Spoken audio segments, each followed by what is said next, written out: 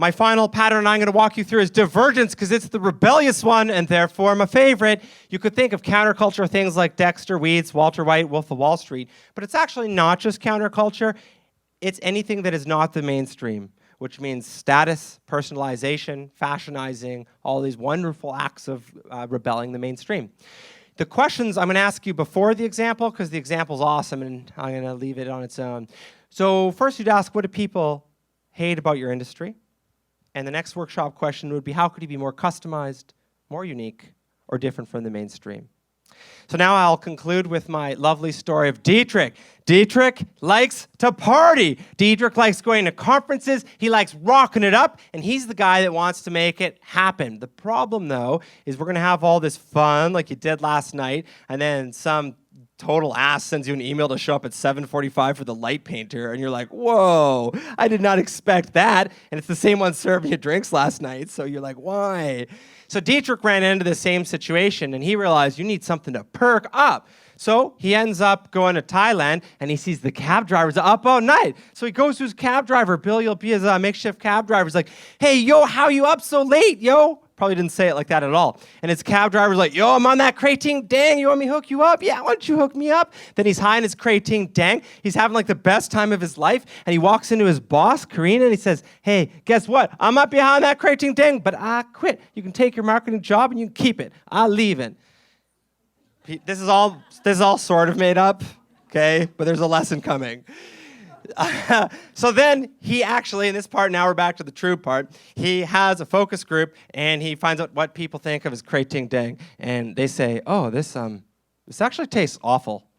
This is disgusting. You quit your job. You should go back to Korea and ask for your job back. That was horrible.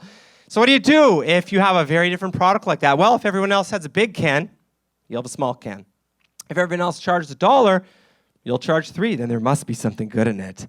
If everyone else has multiple product SKUs, you will have one magic bullet. And if everyone else has a legal and compliance team, am I right? You won't. You'll just, let's hope the parachute opens and stuff.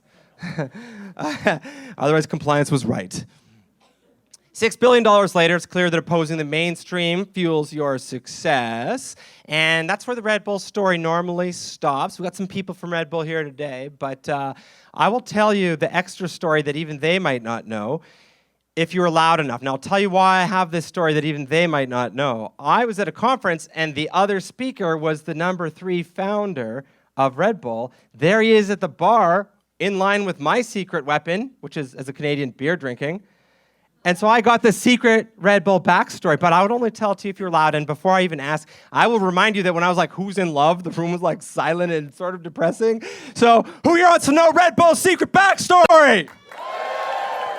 All right, that was way better. So Hans basically takes the job and he asks a couple questions to Dietrich. He's like, hey, what's my marketing budget to make this thing go global? Let's do this. It's $2.5 million. I should have asked that question before I accepted the job. Okay, at least tell me, how did the focus groups go? Oh, the focus, they were bad. Actually, they were awful. The word they used was awful. Oh, okay, awesome. Anything else I should know about what I got to do? Yeah, basically, you're going to have to use some of the budget to fix the Thailand crisis. Other founders like, yeah, the Thailand crisis, you got to fix that. Well, what's the Thai crisis? Well, it's that over there they're saying that this is, they're saying it's bull testicle water. But teenagers love that. Okay, new plan. Unmoderated website, legal disclosure. This is a forum for sharing ideas about Red Bull, and it's not edited. Pretty soon, everyone will know that this is bull testicle water. And every country we expand to, there'll be a big thing, and we'll rock it. It's going to be great. So they do that, and they dominate. They just grow throughout the world. But then one day, there's a drunk driving accident, and they're called into the courts. And when they go to court, the judge listens to their defense, and they say they took the honesty approach, and they said, hey, here's the thing. There's like nothing special in this. It's like half a cup of coffee, but it tastes bad. Actually, it tastes awful, and we can prove that in research. And the judge says, okay, I'm going to ask you to do something then. We're going to investigate your claim that there's nothing weird there, but I'm going to ask you to do something that you're not going to like. Okay, well, don't say it like that. I don't want to do something I don't like, but okay, what do we got to do? We want you to put on a warning label. What? Yes! A warning label? How big can I make it? Wait, what do you want the warning label to say? Because we're pretty good with everything right about now. Yeah. Not for teenagers. Yes. Victory is mine. Anything else? Yeah. Not for pregnant ladies. Well, that's like proof that it works. Tell me anything else. We'll do whatever you like. Yeah. Please put on, do not mix with vodka. Yes. The recipe's on the can. No, the best part is that they're not supposed to win. Coke and Pepsi are also here in the room. They didn't miss this. Coke and Pepsi knew about the energy market, but like all competitors, and yeah, by the way, Coke and Pepsi's marketing budget combined is like $6.5 billion, which is bigger than Monaco's economy in 45 countries. Red Bulls could have bought you this house. But like all big companies, like all your competitors, they have rules, policies, structures, and brand standards, and so that makes them predictable. And when you diverge from that, your very divergence is what will propel you to success, showing us that chaos creates predictable opportunity.